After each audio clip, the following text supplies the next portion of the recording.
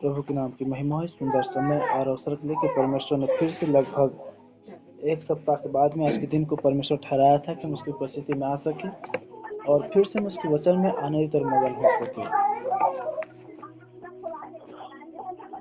जैसे बहन प्रार्थना कर रहे थे, सच बात है कि बहुत बार हमारी विचार, हमारी मन यहाँ वहाँ लगा रहता है या संसार की ओर ताकते रहता है, लेकिन जब मसीह का मन हम में आता है तब हम मसीह को देखने पाते हैं और मसीह के वचन को हम देखने पाते हैं। और इसलिए हम सब में हम विश्वास करते हैं कि हमें मसीह का मन है, इसलिए हम मसीह की उपस्थिति में बैठे हुए हैं।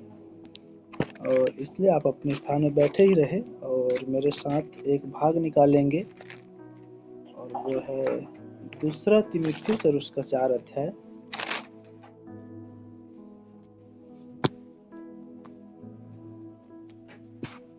दूसरा तीमुथियुस अध्याय 4 और इसे मैं 6 पद से 8 पद तक पढ़ रहा हूँ। आप लोग बड़ी ध्यान से सुने।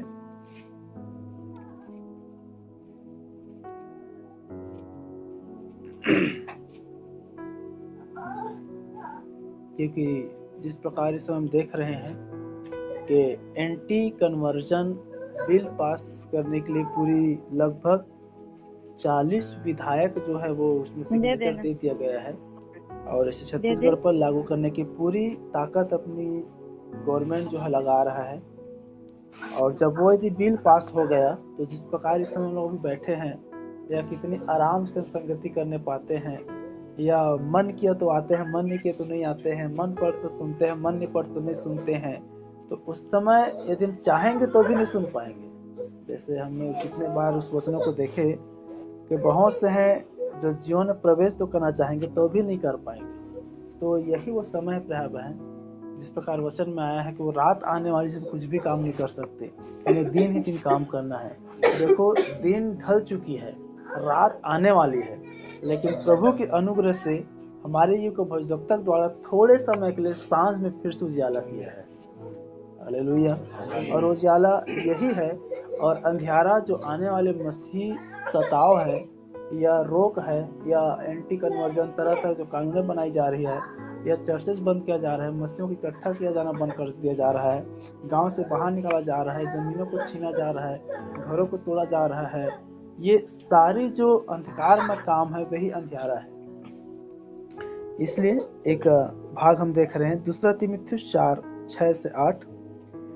क्योंकि अब मैं अर्घ के समान उंडेला जाता हूँ और मेरे कुछ करने का समय आ पहुँचा। मैं अच्छी कुश्ती लड़ चुका हूँ, मैंने अपनी दौड़ पूरी कर ली है, मैंने विश्वास की रखवाली की है। भविष्य में मेरे लिए धर्म का मुकुट रखा हुआ है, जिसे प्रभु जो धर्मी और न्यायी हैं मुझे उस दिन देगा, और मुझे ही नहीं वरन उन सब को भी जो उसके प्रकट होने को प्रिय जानते हैं। प्रभु अपने वचन के द्वारा हम सबको आशीषित करे। हालेलुया। ठीक है प्राय बहन, यहाँ पर पौलुस जो है जब अपने प्रिय पुत्र के समान देखने वाले तीमुथियुस को जब पत्र लिखता है, तब वो अपने बुढ़ापे की अवस्था को उस पत्र में लिख रहा है और कह रहा है कि मैं अर्घ के समान उंडेला जाता हूँ और अब मेरा कुछ करने का समय आ चुका है। कुछ करने का मतलब अब मैं इस पृथ्वी पर कुछ ही समयों का, कुछ ही दिन का मेहमान हूँ। अब यहाँ से मेरा जाने का समय आ पहुँचा है और मैंने अपनी कुश्ती लड़ चुका हूँ। मतलब जो मेरा कुश्ती था, जो मेरा दौड़ था, जो मेरा लड़ाई था पृथ्वी पर, जो मसीह मुझे सेवा करना था या मसीह के लिए मुझे जीना था या मसीह के लिए काम करना था या मसीह को अपने जीवन से मुझे महिमा देना था, मैं अच्छी कुश्ती लड़ चुका हूँ, कहता है। हालेलुया। मतलब वो प्रभु को जितना हो सके प्रसन्न किया, वो प्रभु के लिए जितना दुख उठा सका उसने दुख उठाया, वो प्रभु के लिए जहाँ जहाँ तक सुसमाचार सुनाया जा सकता था वो गया, वो जो कुछ भी प्रभु के लिए जीने व मरने के लिए भी तैयार था। हालेलुया। तब वो कह रहा है कि मैंने अपनी कुश्ती को अच्छा लड़ा है। प्रश्न यह है भाई बहन, देखिए हम हर एक की अपना अपने कुश्ती है कि उस युग में कुश्ती एक खेल होता था। जैसे आज हमारे भारत का खेल हॉकी है, परंतु आज पूरी दुनिया जो है क्रिकेट की दीवानी हो चुका है। तो वैसे उस युग में या पौलुस अपने दिनों की बातों कर रहा है, वो कह रहा है कि मैं अपना कुश्ती लड़ चुका हूँ। और हम एक विषय बार देखे थे कि हमारी लड़ाई मांस और लहू से नहीं, परंतु उस आकाश के हाकिम और आत्माओं से है। हालेलुया। और हम जानते हैं कि जो मसीह जीवन है प्रिय बहन, एक दौड़ का जीवन है। ये मसीह जीवन एक आत्मिक अंधकार से हमारी युद्ध या फिर लड़ाई का जीवन है। सभी तरह ध्यान दें। हालेलुया। क्योंकि देखिए, जब जब इस गंभीरता पर वचन आता है तब हम और अधिक सावधानी हो जाता है ताकि प्रभु हमारे लिए क्या कह रहा है। हालेलुया। और देखिए, इस समय हम पौलुस उस अनुभव को सीख रहे हैं कि कैसे पौलुस अंतिम बार या अंतिम समयों में अपने उन सारी सेवकाई को तीमुथियुस को लिख रहा है। हालेलुया। और तब वो कह रहा है कि मेरा कुछ करने का समय आ चुका है, मेरा जाने का समय आ चुका है, और मैंने अपनी कुश्ती जो है मैं अच्छे रीति से लड़ चुका हूँ। प्रश्न मैंने जो कहा, आज आपके पास और मेरे पास प्रश्न है। यदि हमारे जाने का समय कहते हैं हमारे जाने का समय आ चुका है या प्रभु आ रहा है, प्रभु आ रहा है, तो क्या हमने अपनी कुश्ती, अपनी लड़ाई हमने अच्छे से प्रभु में लड़े हैं? क्या हमने अच्छे से प्रार्थना किए हैं? क्या हम अच्छे से संगति किए हैं? क्या हम अच्छे से वचन पढ़े हैं? क्या हम अच्छे से प्रभु तैयार हुए हैं, नहीं हुए? हालेलुया। देखिए, ये जो कह रहा है कि मैंने अपना कुश्ती अच्छे से लड़ चुका हूँ या मैं अच्छी कुश्ती लड़ चुका हूँ, उसका उत्तर हम आगे देखेंगे। वो क्यों कह पाए? क्योंकि जिसने अपने लड़ाई को जाना है, जिसने अपने जीवन को जाना है, जिसने अपने जीवन को मसीह जीवन में जिया है और उसको अनुभव किया है, वही जो आगे अपना अनुभव को रखने जा रहा है उसको जान सकता है। और इसलिए मैंने संदेश में देते देते कितनी बार मैं यहाँ पर दुल्हनों की पहचान को रखते हुए गया हूँ कि ये दुल्हन की पहचान है और इसमें आप है तो आप दुल्हन है। हालेलुया। मैं नहीं जानता आप लोग इस बातों को ध्यान देते हैं कि नहीं देते हैं, लेकिन कितनी बार जब संदेश होते रहते दुल्हन की एक पहचान यहाँ पर छूटते हुए आगे चलते जाता है। और तब कह रहा है मैंने अपनी दौड़ पूरी कर ली है, मैंने विश्वास की रखवाली की है। हालेलुया। उसकी प्रथम सेवकाई देखते हैं, दूसरा सेवकाई देखते हैं, तीसरा सेवकाई देखते हैं, उनको 3 एक मिशनरी यात्रा के रूप में भी देखते हैं। और जिस दिन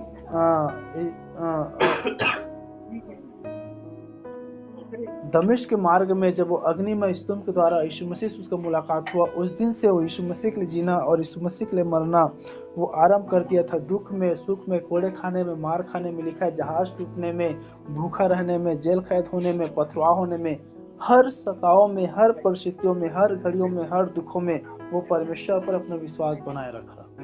हालेलुया। और चाहे उनको सभाओं में सौंपे जाने पर हो, चाहे जेल खाने पर डाले जाने पर हो, चाहे कोड़े मारने पर हो, कभी भी अपने विश्वास में अचूक नहीं हुआ। वो कभी भी यीशु मसीह को प्रभु कहने से पीछे नहीं हटा। हालेलुया। क्या आप समझ पा रहे हैं?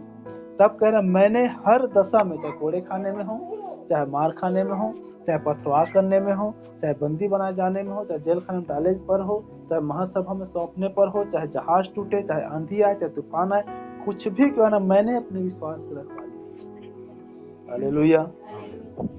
तब वो कह रहा है भविष्य में अब अपना प्रतिफल को देख रहा है, क्योंकि जो प्रभु में जीता है, जो प्रभु के लिए दुख उठाता है, जो प्रभु को अपना जीवन देकर प्रभु को अपना जीवन में लेता है, वही अपनी अनुभव को या वही अपने भविष्य के प्रतिफल को जान और पा सकता है। क्या आप सुन पा रहे हैं? देखिए, उसने अपना दौड़ को उसने जाना, अपने विश्वास की रखवाली किया, अपना कुश्ती को देखा और उसका जाने का भी समय आ चुका। अब अपने प्रतिफल को बता रहा है, मैंने जो कुछ भी किया, मैंने जितना भी दुख उठाया, मैंने जो भी दुख उठाया, अपने उस दुख में भी अपने विश्वास की रखवाली किया, इसलिए भविष्य में मेरे लिए धर्म का वह मुकुट रखा हुआ है। हालेलुया। और आज का विषय है धर्म का मुकुट। बोलो प्रभु यीशु मसीह की। अब देखिए, पौलुस अपने विषय पर उनको मालूम था प्रिय बहन कि जो मैंने प्रभु के लिए जीवन जिया है, जो मैंने यीशु मसीह पर विश्वास लाया है, जो मैंने मसीह के लिए दुख उठाया है और जिस दुख के समय पर भी मैंने अपने विश्वास की रखवाली किया है, उसका प्रतिफल भविष्य में मेरे लिए धर्म का मुकुट रखा हुआ है। हालेलुया। बोलो प्रभु यीशु मसीह की। तब कह रहा है और उस धर्म के मुकुट को जिसे प्रभु जो धर्मी और न्यायी है वह मुझे उस दिन देगा। किस दिन देगा? जब दुल्हन उठा ली जाएगी और जब बादलों पर मिलेगी और जब वापस फिर आएंगी, उस बीच में जब न्याय होगा, उस समय जितने यीशु मसीह के लिए अपने लहू बहाए हैं, यीशु मसीह के लिए अपना प्राण त्यागे हैं, जो जैसे यीशु मसीह लहूलुहान था वैसे वे लहूलुहान पाए गए हैं, वे हर एक के लिए प्रभु अपनी धर्म के मुकुट रखा हुआ है। हालेलुया। इसलिए वो कह रहे उस दिन जब मैं ऊपर जाऊंगा, जब प्रकट होने का समय आएगा, उस दिन प्रभु मेरे धर्म के मुकुट को मुझ पर लाके रख देंगे। हालेलुया। अब कह रहा है और मुझे ही नहीं वरन उन सबको भी जो उसके प्रकट होने को प्रिय जानते हैं। हालेलुया। अब प्रश्न से प्रकट होने को प्रिय कौन जानता है? वो है दुल्हन। हालेलुया। क्योंकि उसकी प्रकट होना 1950 में हुआ, उसकी प्रकट होना 1963 में हुआ, और वह प्रकट होना नहीं है भाई बहन जिस पर वो राजाओं का राजा प्रभुओं का प्रभु बनकर आएगा। याद रखे, जब वो राजाओं का राजा प्रभुओं का प्रभु बनकर आएगा, उस दिन आप और हम भी प्रकट किए जाएंगे। क्या आप सुन पा रहे हैं? तो जो व्यक्ति 1950 में प्रकट हुआ, उसको जो प्रिय जानते हैं, उनके लिए भी वो धर्म का मुकुट रखा हुआ है। क्या आप सुन पा रहे हैं? कह रहा है उस दिन जो धर्मी और न्यायी परमेश्वर है मुझे उस धर्म के मुकुट को देगा, और मुझे ही नहीं वरन उन सबको भी जो उसके प्रकट होने को प्रिय जानते हैं। हालेलुया। इससे पहले कि हम उस मुकुट को जाने, क्योंकि मुकुट का मतलब होता है, नबी बता रहे हैं, वो राज्य है। मुकुट का मतलब वो अधिकार है। हालेलुया। और जिस प्रकार नबी कह रहे हैं कि जितने व्यक्ति पौलुस लेकर के स्थान पर पौलुस कहता है जो मैंने सुसमाचार सुनाया, मेरे सुसमाचार सुनाए जाने के द्वारा इन दिनों का न्याय होगा। हालेलुया। सेम वही बात है यीशु मसीह भी कहता है कि दोष लगाने वाला, दोषी ठहराने वाला मैं नहीं, परंतु जो मैंने वचन बोला है वो तुम्हें पिछले दिन दोषी ठहराएंगे। क्या आप सुन पा रहे हैं? और वैसे जितने भी भविष्यवक्ताएं हुए, दास हुए, हर एक व्यक्ति यही बातों को कहते थे कि मैं जो परमेश्वर कर मैं वही बातें कह रहा हूँ। अर्थात जिसने जो बातें किया उस युग का वो न्यायी या फिर भविष्यवक्ता या फिर याजक वो ठहरा। हालेलुया। बोलो प्रभु यीशु मसीह की। और इसलिए प्रिय बहन, इस युग में विलियम मैरियन ब्रनहम के द्वारा जो बोला हुआ वचन है, उस पर जब हम विश्वास करते हैं, इस युग के लिए हमारे लिए वो रखा गया है। हालेलुया। और तब नबी इस बात को बता रहे हैं कि वो जो है धर्म है, वो अधिकार है और वो राज्य है। और हम जानते हैं कि जब हम पर उस धर्म की मुकुट हमारे सिरों पर रखी जाएगी, तब वो अधिकार हमें मिल जाएगा। क्या अधिकार मिल जाएगा? न्याय करने का। किसका न्याय करने का? राज्य का। राज्य क्या है? एक तो परमेश्वर का राज्य है, एक तो संसार के राज्य है। अर्थात संसार को न्याय करने का उस मुकुट के द्वारा अधिकार हमें मिल जाएगा। हालेलुया। बोलो प्रभु यीशु मसीह की। नबी इस चीज को दो प्रकार की मुकुट बता रहे हैं, एक तो मुकुट है और दूसरा राज मुकुट है। तो राज मुकुट जो है वो सेनाओं के यहोवा परमेश्वर की है, और जो मुकुट है वो उसकी दुल्हन और जितने उसके साथ में न्यायी खड़े या बैठे रहेंगे उनके सिरों पर रखी जाएगी। हालेलुया।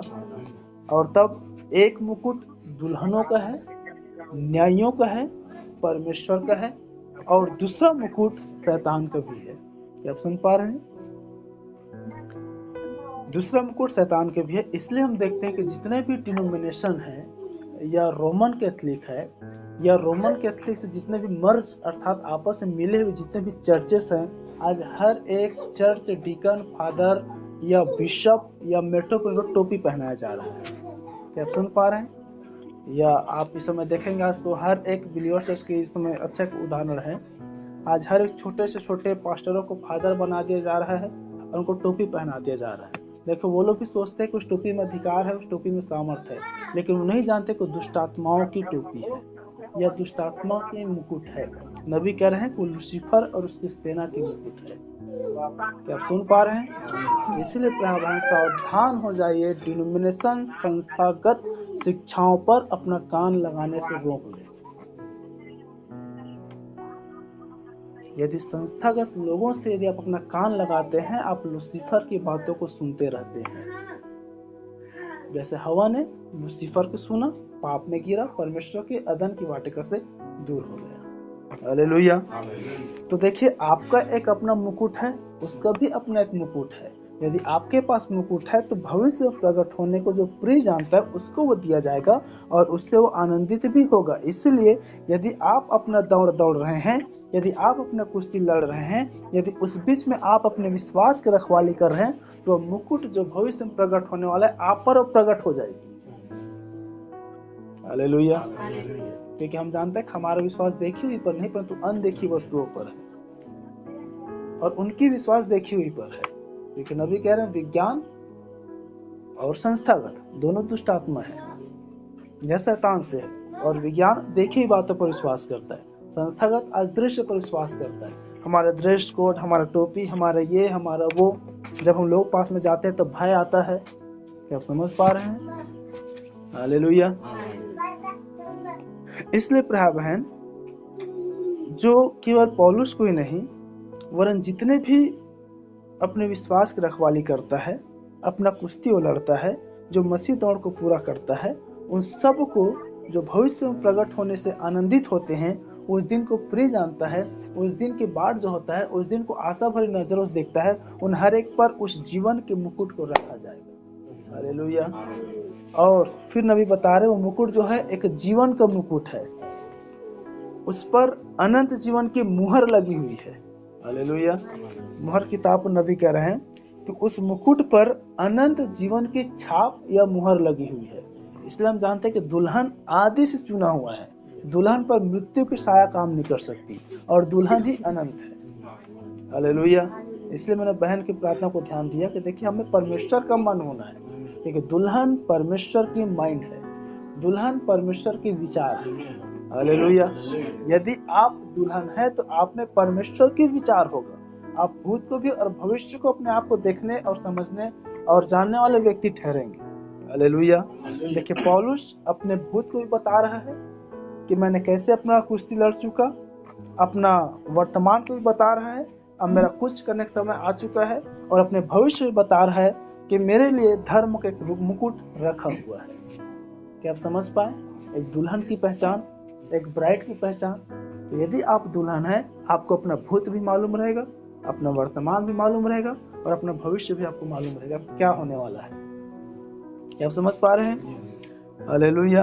तब देखिए प्रिय बहन, उसी धर्म के मुकुट को जो है पौलुस कह रहे हैं, केवल वो मुझे ही नहीं वरन उन हर एक पर जो उसके प्रकट होने को प्रिय जानते हैं, उन सब को दिया जाएगा। हालेलुया। और तब हम एक और वचनों को निकाले, याकूब उसका 1 अध्याय और उसका 12 पद। देखिए उस धर्म के मुकुट पाने का, उस न्याय और अधिकार या राज्य का सामर्थ्य का मुकुट पाने के लिए कुछ शर्तें हैं, कुछ नियम हैं, जिस पर हमें खरा निकलकर, जिस पर हमें स्थिर रहकर उस जीवन के मुकुट को पाना है। हालेलुया। याकूब 1:12। अब देखिए उस मुकुट को पाने के लिए आपको क्या करना पड़ेगा।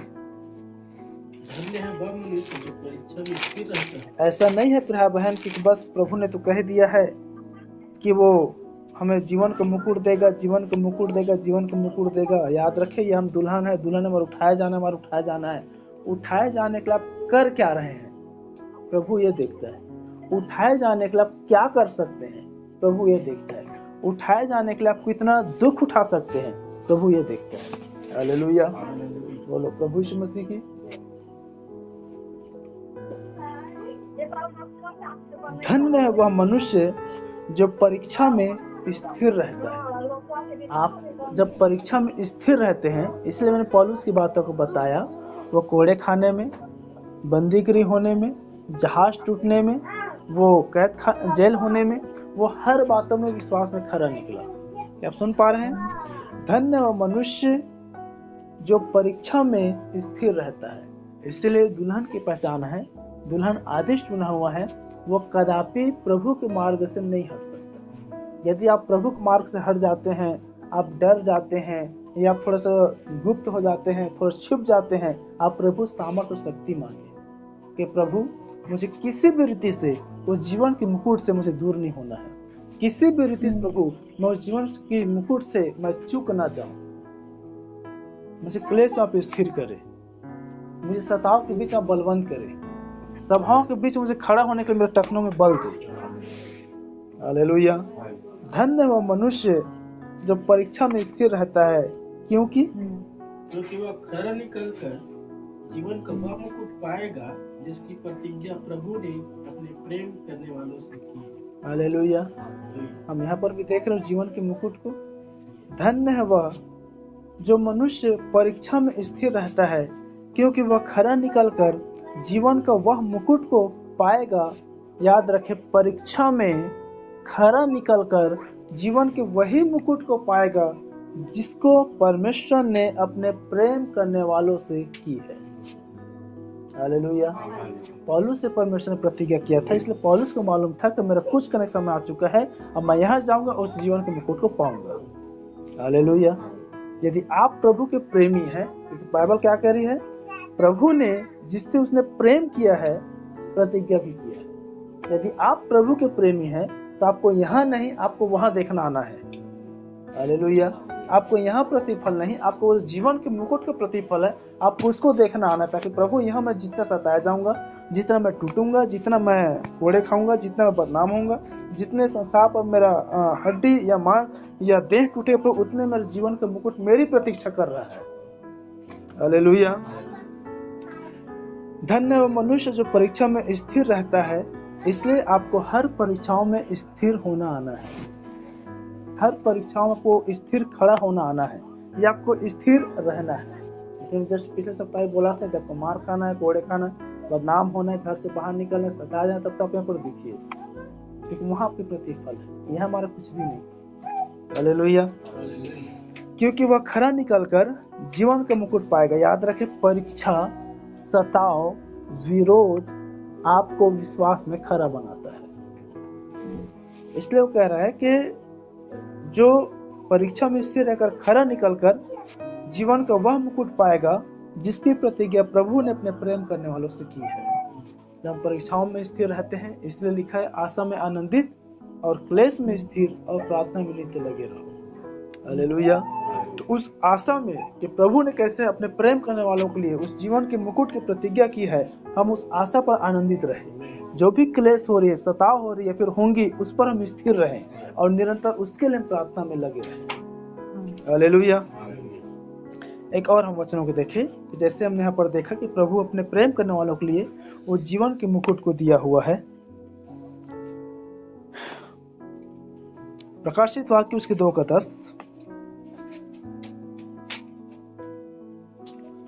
जो दुख तुझको झेलने होंगे उनसे मत डर, क्योंकि देखो शैतान तुम्हें अब देख, प्रभु इतना प्रेमी प्रभु है भाई बहन, जो आपको मुझे एक हिम्मत भी दे रहा है और कह रहा है, जो दुख तुझे झेलने होंगे, जो समस्या, सताव तुझे आगे देखने होंगे, झेलने होंगे, सामना करना होंगे, उनसे तुम मत डर।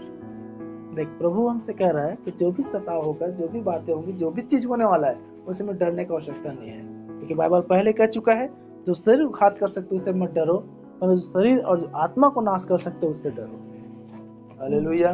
क्योंकि मनुष्य के भी प्राण निकलेगा, उसका भी जीवन निकलेगा। हालेलुया। मनुष्य में उद्धार करने की शक्ति नहीं है, इसलिए कह रहा है, जो दुख तुझे झेलने होंगे उससे मत डर, क्योंकि देखो शैतान तुम में से कुछ को जेल खाने में डालने। अब प्रभु पहले ही इन बातों को बता रहा है, हमें और भी अधिक डरने की आवश्यकता नहीं है, क्योंकि तुझ में से कितना को जेल खाने में डालने पर है, ताकि तुम परखे जाओ। हमने पिछले वचन में क्या देखा, धन्य वह है जो परीक्षा में स्थिर रहकर खरा निकलता है, ताकि तुम परखे जाओ। मैंने कहा, सताव एक व्यक्ति को खरा बनाता है, ताकि तुम परखे जाओ, और तुम्हें 10 दिन तक क्लेश उठाना होगा, प्राण देने तक विश्वासी रह तो मैं तुम्हें जीवन का मुकुट, प्राण देने तक विश्वासी रह तो मैं तुझे जीवन का मुकुट दूंगा। 10 दिन जो है वो 1000 वर्ष है। आप सुन पा रहे हैं?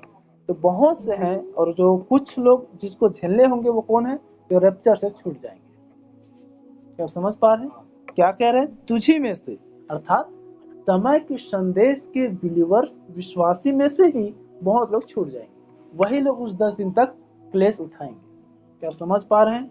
इसीलिए प्रार्थना सतर्क हो जाए, इसीलिए हम स्थिर हो जाए, इसीलिए हम बलवंत हो जाए। जो दुख तुझे झेलने होंगे उनसे मत डर, क्योंकि देखो शैतान तुम में से कितनों को जेलखानों में डालने पर है, ताकि तुम परखे जाओ। तुम्हें 10 दिन तक क्लेश उठाना होगा, प्राण देने तक विश्वासी रह, तुम्हें तो जीवन का फिर से उस मुकुट को, हालेलुया, क्या देने तक? प्राण देने तक। जो व्यक्ति स्थिर रहेगा, विश्वास में खड़ा रहेगा, प्रभु उसे जीवन का मुकुट देगा। विषय क्या देख रहे हैं? जीवन का मुकुट। हालेलुया। उस मुकुट में ही जीवन है, उस मुकुट में ही अनंत जीवन है। नबी कह रहे हैं उस मुकुट को विशेष परमेश्वर अपने चुने हुए कलीसिया के लिए रखी हुई है, अर्थात दुल्हन रूपी कलीसिया के लिए। याद रखें, वो सबको मुकुट नहीं देगी। हालेलुया। बाइबल बताती है, नबी भी इस बात को कह रहे हैं, पूरी पुराने नियम में सिर्फ 12 गोत्र को और 12 चेलों को अर्थात 24 प्राचीन को ही मुकुट पहनाया गया। क्या सुन पा रहे हैं? और इस युग में जो उसकी दुल्हन है, जो 7 कलीसिया काल के भीतर में अपने आप को, अपने प्राण को त्यागे है मसीह खातिर, उनको जीवन के मुकुट को देगा। इसलिए वो कह रहे, जो दुख तुझे झेलने होंगे उसे मत डर, वरन प्राण देने तक विश्वासी रह। मेरे प्रिय बहन, प्रिय भाई, ये हमारे समय है कि मैं फिर से इस बात को कह रहा हूँ, थोड़े समय है जिस पर हम एक स्थिरता का जीवन, थोड़े समय है जिस पर हम जितने ईमानदारी सोच सके प्रभु के लिए अपने जीवन को जी सकते हैं। प्राण देने तक विश्वासी रह तो मैं तुझे जीवन का मुकुट दूंगा। हालेलुया। और वो जो जीवन का मुकुट है वो कैसा है? पहला पत्रस उसका 5 अध्याय 4 पद।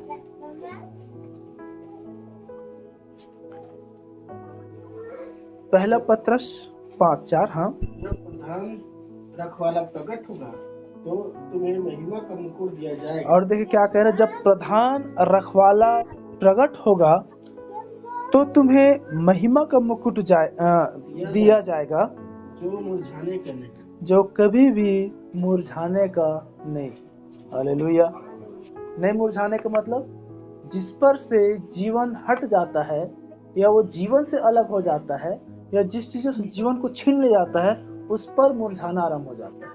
हालेलुया। बोलो प्रभु यीशु मसीह की। इसलिए नबी कह रहे हैं उस मुकुट में ही जीवन है, तो कैसे मुरझाएगी? हालेलुया। तब कह रहे हैं वो ऐसा महिमामय मुकुट है, वो ऐसा महिमा का मुकुट है भाई बहन, जो मुरझाने की नहीं है, जो कभी भी समाप्त होने की नहीं है। वो अनंतता का महिमामय मुकुट प्रभु आपको मुझे देने के लिए। उसके लिए क्या करना पड़ेगा? क्लेश में स्थिर, परीक्षा में स्थिर, प्राण देने तक विश्वासी, सामने जो भी टकराव आए, जो भी क्लेश आए, जो भी उपद्रव आए, पुलिस आए, दल आए, पंचायत बैठे, हर समय आपको विश्वास में खड़ा रहना पड़ेगा। क्या आप रह पाएंगे? इसलिए आज रात में जाना, इस विषय पर आप मनन करना। प्रभु बड़ा अच्छा लगा उसका जीवन के मुकुट, लेकिन क्या मैं उसके अधिकारी होने योग्य हूँ कि नहीं? क्योंकि पौलुस तो अपना अनुभव रख रहे प्रभु कि मैं कोड़े खाने में, मार खाने में, सताए जाने में, 3-3 बार जहाज टूटने में, रात रात भर वो समुद्र में तैरता रहा। हो सकता है आप में से किसी तैरना नहीं आता, कैसे करेंगे? जेल खाना डालने में, कोड़े खाने में, सभा में सौंपने में, तो अपने विश्वास से बना रखिए, यीशु ही प्रभु है, यीशु ही प्रभु है, यीशु ही प्रभु। तब वो कह रहा मेरा कुछ करने का समय आ चुका है और महिमा का मुकुट प्रभु ने मेरे लिए रखा हुआ है। और मुझे नहीं, वह उनको भी जो प्रभु से प्रेम करते हैं, उसके आगमन के अपने बाट होते हैं, प्रभु उसको भी देगा। और महिमा का मुकुट जो प्राण देने तक विश्वासी रहेगा, जो सताओं में, क्लेश में स्थिर रहेगा, उसको प्रभु देगा। और महिमा का मुकुट जब वो प्रकट होगा तब वो देगा, और वो मुकुट कभी मुरझाने को नहीं। हालेलुया। बोलो प्रभु यीशु मसीह की। एक अंतिम वचन फिर हम समाप्त करेंगे। प्रकाशित वाक्य उसका 3 अध्याय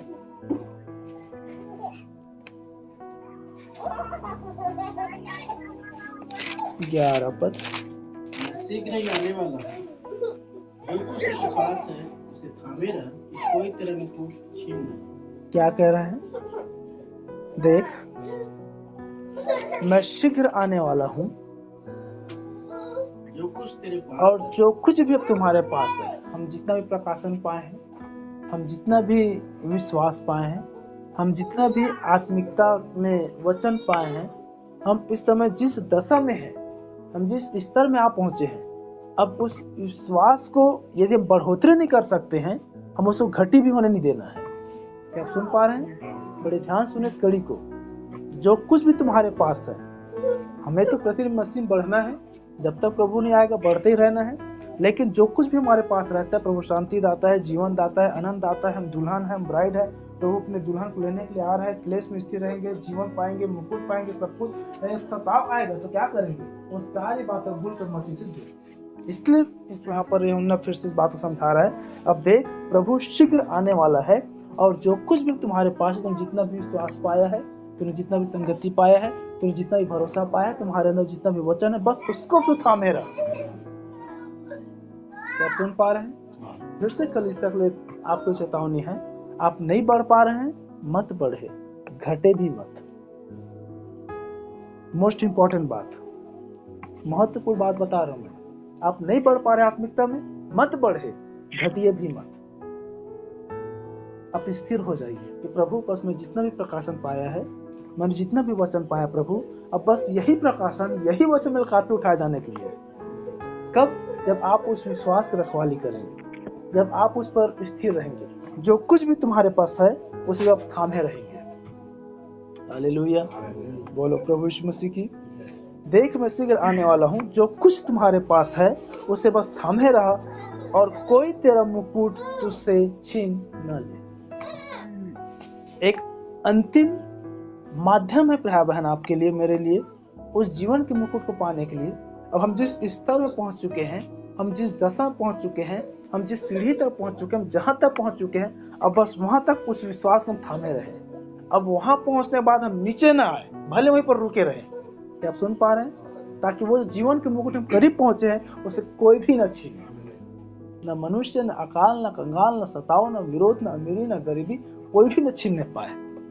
हालेलुया। फिर से इस बात को आपके लिए फिर से होमवर्क है, अब घर जाइए, मनन करिए, प्रभु क्या है मेरे पास, क्या है मेरे पास, कितना है मेरे पास, जिसे आप थामे रहने में कह रहे हैं। आपके लिए प्रश्न है, आप जरूर बिस्तर में जाइए, मनन करिए, प्रभु उस जीवन के मुकुट को पाने के लिए मेरे पास क्या है प्रभु, जिससे मुझे थामे रहना है। क्योंकि मैंने आज वचन में सुना है कि तेरा आना करीब है, मैं शीघ्र आने वाला हूँ। जो कुछ भी तुम्हारे पास है उसे थामे रह। उस विश्वास के वचन को, उस प्रकाशन के वचन को, उस नबी के संदेश को, अपनी आत्मिकता को, अपने भरोसा को, अपने प्रकाशन को आपको थामे रहता है। कोई भी मनुष्य जिसने आपके लिए प्रभु ने उस जीवन के मुकुट को रखा है, कोई भी छीन ना पाए। फिर से नबी जो बातें कह रहे हैं, विशेष अपनी कलीसिया के लिए प्रभु जीवन के मुकुट रखा है, सबके लिए नहीं रखा है। आप और हम धन्य हैं, हम उस जीवन के मुकुट की कलीसिया में आके बैठ चुके हैं। हालेलुया। आप और हम धन्य हैं, अब बस हम उस जीवन के मुकुट के करीब हम पहुंचने वाले हैं। इसलिए जो कुछ भी तुम्हारे पास है उसे थामे रहने की समय है, थामे रहने की समय है, ताकि हम कह सके जैसे पौलुस कह रहा है, प्रकट होने के दिन में जितने उसके प्रकट होने से आनंदित होते हैं, जितने उसके प्रकट होने के बाद जो होते हैं, हर एक को प्रभु जीवन का मुकुट देगा।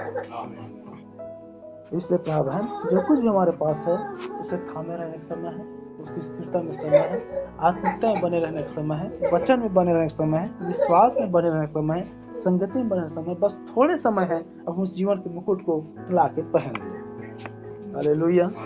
प्रभु दया करे, आप सबको आशीष करे, और प्रभु चाहत से विस्तार में रविवार की मीटिंग में देखें, कल नहीं कभी और।